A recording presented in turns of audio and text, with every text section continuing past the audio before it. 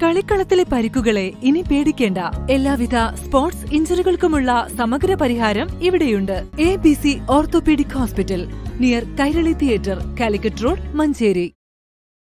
Manjeri central ജംഗ്ഷനിലെ അഹമ്മദ് കുരിക്കൽ സ്മാരക bus bay കോംപ്ലക്സിലെ 2ാം നിലയിൽ തൊഴിലാളിയെ കൊല്ലപ്പെട്ട നിലയിൽ കണ്ടെത്തിയ സംഭവത്തിൽ പ്രതിയെ പോലീസ് അറസ്റ്റ് ചെയ്തു. പാലേമാട് പായിപ്പാടം പാലക്കാത്തടത്തിൽ വീട്ടിൽ PK ജോബിനെയാണ് മലപ്പുറം ഡിവൈഎസ്പി കെ സുഭാഷ് ബാബുവിന്റെ നേതൃത്വത്തിലുള്ള പ്രത്യേക അന്വേഷണ സംഘം അറസ്റ്റ് ചെയ്തത്. വർഷങ്ങളായി മഞ്ചേരി പഴയ ബസ് സ്റ്റാൻഡ് പരിസരത്ത് താമസിച്ച് കെട്ടിട നിർമ്മാണ മേഖലയിൽ ജോലി ചെയ്തു വരുന്നയാളാണ് കൊല്ലപ്പെട്ടത്. പ്രകാശൻ എന്ന പേരിൽ അറിയപ്പെട്ടിരുന്ന ഇയാളുടെ കൂടെ സ്ഥിരമായി കണ്ടുവന്നിരുന്നയാളാണ് ജോബിൻ. പ്രദേശത്തെ CCTV-കൾ കേന്ദ്രീകരിച്ച് പോലീസ് നടത്തിയ അന്വേഷണത്തിൽ ഇക്കാര്യം ബോധ്യപ്പെട്ടിരുന്നു. എന്നാൽ കൊലപാതക ശേഷം ജോബിനെ കാണാതായതാണ് അന്വേഷണ സംഘത്തിന് സംശയത്തിനിടയാക്കിയത്.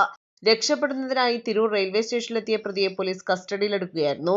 തുടർന്ന് നടന്ന ചോദ്യം ചെയ്യലാണ് കൊലപാതകത്തിന്റെ ചുരുളഴിയുന്നത്.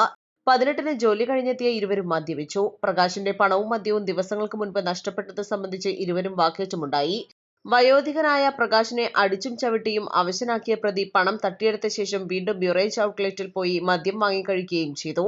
മദ്യലഹരിയിൽ സംഭവസ്ഥലത്തേക്ക് എത്തിയ പ്രതി അവിടെയുണ്ടായിരുന്ന ഒഴിഞ്ഞ മദ്യക്കുപ്പിയെടുത്ത വയോധികന്റെ തലയ്ക്കും മുഖത്തുമടിച്ച് കൊലപ്പെടുത്തുകയായിരുന്നു.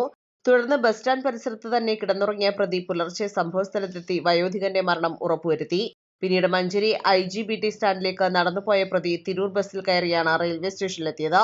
Malappuram police inspector K Harish, Manjeri police inspector Manoj K Gopi, SI Balamurugan, ASI-മാരായ VM ഫിറോസ്, PK മുഹമ്മദ് അലി എന്നിവർക്കൊപ്പം പ്രത്യേക അന്വേഷണ സംഘങ്ങളായ IK Dinesh, Ranjith Rajendran, KK Jaseer, VP Biju, Sreejith Thiruvali, K തൗഫീഖ് മുബാറക്, CPO-മാരായ ഉബൈദുള്ള, മുഹമ്മദ് സാലിം, റിയാസ്, നിഷാദ് എന്നിവരടങ്ങുന്ന സംഘമാണ് അന്വേഷണം നടത്തിയത്.